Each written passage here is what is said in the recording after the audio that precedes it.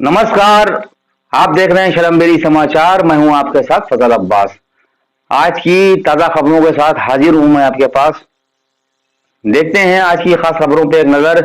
History sheeter Shamir शमसी की एक video शाया हुई कि जिसमें वो बोलता नजर आ रहा है कि जो अलीगढ़ की जमीन है उसका क्या पूरा मामला है, और इस मामले में उसने टारगेट निशाना बनाते हुए मौलाना यासूफ अब्बास और उनके घराने को बहुत कुछ गलत सलत बोला कि जिसका जवाब देते हुए संयम और शरीयत के दायरे में मौलाना अतहर साहब के सत्र तैयब मिर्जा ने इसका बहुत आलिमाना और बहुत ही दानिशमंदाना जवाब दिया।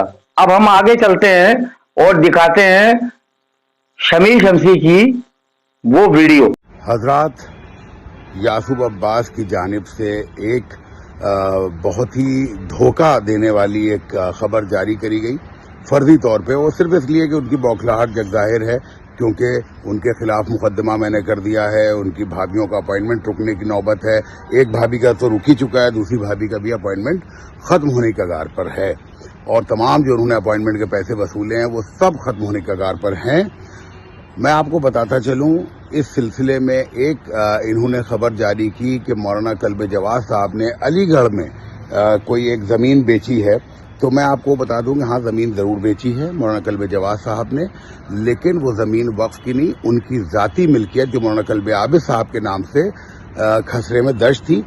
और इन्होंने एक वक्फनामा भी जारी किया। उस वक्फनामे में इन्होंने ऐसा धोखा देने की कोशिश की कि वो वक्फनामा जैसे उसी ज़मीन का हो, जबकि वो दोनों वक्फनामा अपनी जगह है और ये ज़मीन अपनी जगह है। जो ज़मीन बेची गई है वो कल्बे जवाद साहब के पुश्तैनी ज़ाती ज़मीन है, जिसको दोनों भाइयों के नाम ट्रांसफ़र करके उसके बाद बेचा गया।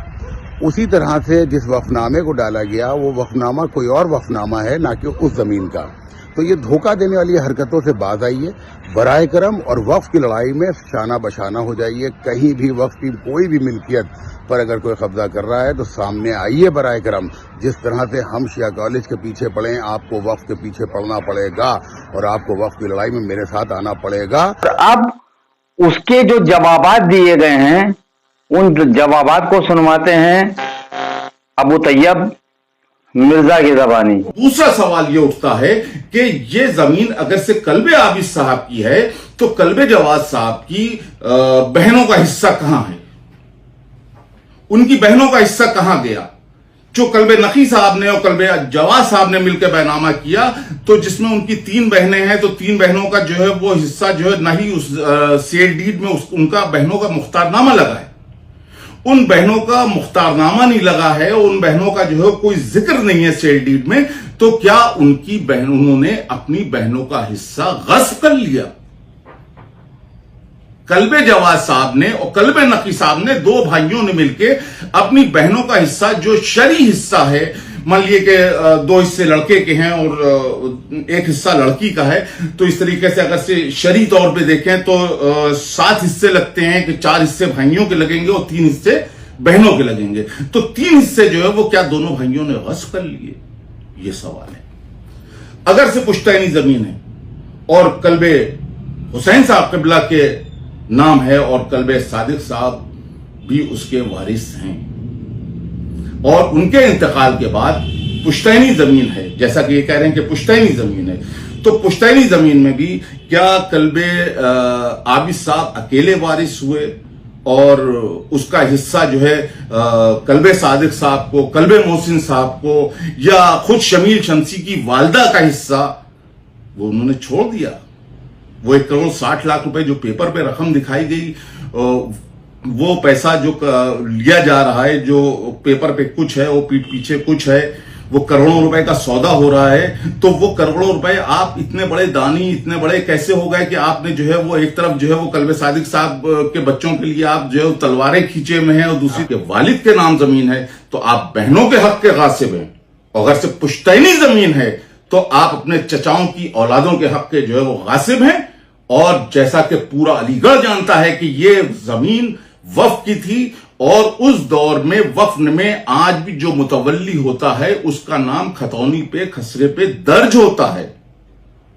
चूंकि आपके वालिद वहां के मुतवल्ली थे, लिहाजा जो है उस जमीन का वक्फ जो है वो आपके वालिद के नाम जो है वो था। उसके बाद में आपने जो है वो वक्फ बोर्ड के आपके कब्जे में आते ही आपने जो है वो बड़ी सांठगांठ करके बड़ी होशियारी से जो है वो खामोशी से अलीगढ़ की जमीन जो है वो बेच ली, और उसके बाद में आप कहते हैं कि आपकी पुश्तैनी जमीन है, आपकी खानदानी जमीन है, आपके जो है वो कल्ब जवाद साहब की जाती जमीन है। ये कैसे हुई? आप वक्फ की तहरीक चला के आप जो है वो बिल्कुल बनी अब्बास की तरह से नाफिज हुए हैं कि जिस तरीके से बनी अब्बास कत्ल हुसैन का जो है वो बदला लेने के लिए जो है वो आए थे इख्तिदार में, उसके बाद में जो है उन्हीं की आल को जो है वो उन्होंने मिसमार कर दिया। वैसे ही आप औकाफ बचाओ तहरीक को लेके आए हैं और औकाफ को उस बनी अब्बास के दौर को फिर से याद दिलाए दे रहे हैं कि औकाफ आज कहां पे खड़े हैं, औकाफ की क्या हाल है। औकाफ आपके पास 3 साल हो गए, आपने एक स्कूल नहीं खोला, आपने एक मेडिकल कॉलेज नहीं खोला, आपने किसी प्रॉपर्टी पे शियों को दुकानें नहीं दी, आपने कुछ नहीं किया। आपने औकाफ में इस्लाह के नाम पे कौम को 2 ठेले दिए हैं। जैसे मैंने सोशल मीडिया में जो है वो एक चीज देखी कि किसी साहब ने लिखा कि जो है वो इराक के उलमा से पूछ के अगर से जायज हो तो गरीब शियों को जलाने का बंदोबस्त कर दें, ताकि जो उनकी मैयतें दफन वो नहीं कर सकते हैं तो उन कब्रिस्तानों में उनकी मैयतों को जलाने का फतवा ले आए। हम आपको हकीकत से पर्दा उठा रहे हैं। देखिए कि किस तरह से दोस्ती में गद्दारी की गई कि जिसके घर रुके, जिसके घर खाया, जिसके घर पिया, उसी के साथ गद्दारी की। मैं नाम नहीं लूंगा, लेकिन जो अलीगढ़ संपत्ति के वारिसान हैं कि जिनकी संपत्ति को लूटा गया, बर्बाद किया गया बदमाशी से, डकैती से, धोखेबाजी से, उनकी जबानी हम खुद सुनाते हैं। हमारे शलम्बेरी के सम्मानदाता हसन आगा ने जो उस संपत्ति के वारिस इब्राहिम हैं उनसे बात की। देखते हैं एक खास बात। नहीं, लखनऊ से बोल रहे हैं, शलम्बेरी समाचार जी। अच्छा, अस्सलाम वालेकुम। वालेकुम। आप अलीगढ़ से बोल रहे हैं? जी, मैं इब्राहिम बोल रहा हूँ, मोहम्मद इब्राहिम, सैयद मोहम्मद इब्राहिम। अच्छा, तो ये वक्फ का मामला क्या है सर जो चल रहा है यहाँ पर कल्ब जवाद में और नौ नरवी साहब? वो सही बात है, कोई गलत थोड़ी है। जो इन्होंने जमीन बेची है क्या वो वक्फ है?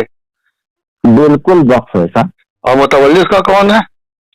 मुतवल्ली जो है वो भी वो आदमी है जो इसमें गल्ला है, जिसने बिकवाई है। अच्छा। और वो मेरा ताइजाद यानी ताइजाद भाई है। अच्छा। उसका नाम मुस्तफा अकबर साहब, विलायत हुसैन। जी। आप इब्राहिम साहब बोल रहे हैं? बिकवाई है जी। मैं मोहम्मद इब्राहिम जी। ये कब्जे में आप ही क्या जमीन? हाँ, मेरे कब्जे में। तो ये इन्होंने बेच कैसे ली अभी वक्फ? आपने कोई ऑब्जेक्शन नहीं किया? ऑब्जेक्शन किया है सर, मैंने बैनामे की कैंसिलेशन के लिए जी। और यहाँ पर सिविल कोर्ट में सूट फाइल किया जी। और वो वहाँ पर क्या नाम है रेवेन्यू डिपार्टमेंट में म्यूटेशन रोक दिया है मैंने इनका। जी। और फिर वक्त टर्मिनल में जाऊंगा। अच्छा। ये कितने की बिकी होगी जमीन? ये कितनी थी ये? साहब कम से कम ये 2.5-3 करोड़ रुपए की जमीन थी, जिसे ये 30 लाख में मौलाना शबीउल हसन के लड़के जी और 35 लाख के बीच में ही मौलाना कल्बे जवाद साहब जी और अपने भाई की तरफ से मुख्ताराम बन के आए थे जी। और मौलाना शबीउल हसन साहब के जो छोटे बेटे हैं सलीमुल हसन जी वो अपने बड़े भाई यमीनुल हसन जी की तरफ से मुख्ताराम बनकर आए, जिन्होंने 6 बैनामे किए हैं। अच्छा 6 बैनामे सब 33 लाख के। हेलो 6 बैनामे सब 33 लाख के हो? हेलो जी, हम कह रहे 6 बैनामे 33 लाख के हुए? नहीं, उसकी जितना जिसने हिस्सा खरीदा उतने पैसे के बैनामे है वो तो। और जो कल्बे जवाद के भाई के पैसे थे वो कितने थे? मोहम्मद कल्बे नकी साहब के पैसे कितने थे? वो बैनामों में लिखे हुए हैं सर। अच्छा, फिर एक अंदाजा मैं आपको उसकी वो भेज दूंगा जो बैनामे उन्होंने किए हैं। अच्छा। इस जमीन थी कितनी? ये टोटल जमीन तो मेरे वक्फ की जो थी वो 25 बीघा है जी। और बेची कितनी इसमें जमीन है? अब इन्होंने इस वक्त जो बेची है 10 बीघा जमीन बेची है।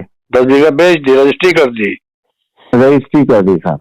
बहुत अच्छे और 2.5-3 करोड़ रुपए की जमीन थी और ये वक्फ है। इसका नंबर 2550 महाल दरगाम अली है। अच्छा अच्छा अच्छा। और कौन सा वफ है ये? वक्फ सैयद अली अकबर। अकबर साहब। तो भाई सैयद अली अकबर 2559 रजिस्ट्रेशन नंबर 2559। 2659 है शायद। अच्छा, ये वक्फ बोर्ड में चढ़ी हुई है? जी हाँ, रजिस्टर्ड है ना। जी, रजिस्टर्ड वफनामा है? रजिस्टर्ड है ना। तहसील में हुआ होगा रजिस्टर्ड? जी, तहसील में सन 1923 में रजिस्टर्ड हुआ है। जी जी। सन 1 मई 1923 को अच्छा रजिस्टर्ड हुआ।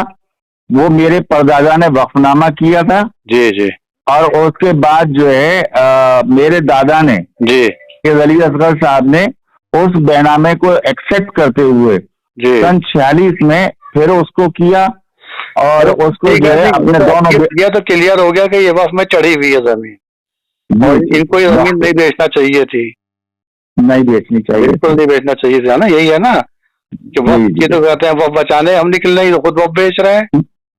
मौलाना कल्बे आबिद साहब को भी मालूम था और मौलाना शबीउल हसन साहब को भी मालूम था जी। ये जमीन वक्त की है। जी जी जी, सही कह रहे हैं आप। वैसे कल्बे आबिद साहब ने नहीं बेची जमीन। देखें, एक बात बताऊं मैं आपको जी कि शायद आपको जब प्रेस वाले हैं तो आपको मालूम ही होगा कि सन 70 में एक कानून आया था सीलिंग का। जी जी जी। कि एक किसान 12.5 एकड़ जमीन से ज्यादा नहीं रख सकता। ठीक है। मेरे फादर ने वो सोचा कुछ और भूलवश कर गए कुछ और। अच्छा अच्छा। क्योंकि इन पर बिलीव करते थे ना। ये दोनों मेरे फादर के क्लासमेट थे दोनों। अच्छा अच्छा। मौलाना शबीउल हसन साहब और मौलाना कल्बे आबिद साहब। जी, आप ही के आके टिकते थे ये लोग? जी हाँ, मेरे यहाँ ही रहते थे। मेरे यहाँ ही रहना सहना खाना पीना उठना बैठना सब मेरे यहाँ। माशाल्लाह। और आप ही के साथ दाव कर दिया गया? मेरे ही साथ दाव कराया था। चलिए ठीक है, आप हमें कागज भेजिए, हम आगे इंशाल्लाह और आपसे बात करते हैं। ये कागज तो ये नहीं खबर आ रही है जिला बिजनौर से, जहां अपराधी हुए बेलगाम। दिन दिहाड़े बैंक के बाहर बदमाशों ने दिया लूट को अंजाम। छिनौती करके भागे बदमाश। वारदात को अंजाम देकर बदमाश हुए फरार। 1,70,000 की छिनौती की वारदात को दिया अंजाम। सूचना पाकर मौके पर पहुंची पुलिस जांच में जुटी। थाना शहर कोतवाली के बैंक ऑफ बड़ौदा का मामला। देखिए जिला बिजनौर के कोतवाली शहर से हमारे ब्यूरो चीफ कमर हैदर की एक खास रिपोर्ट।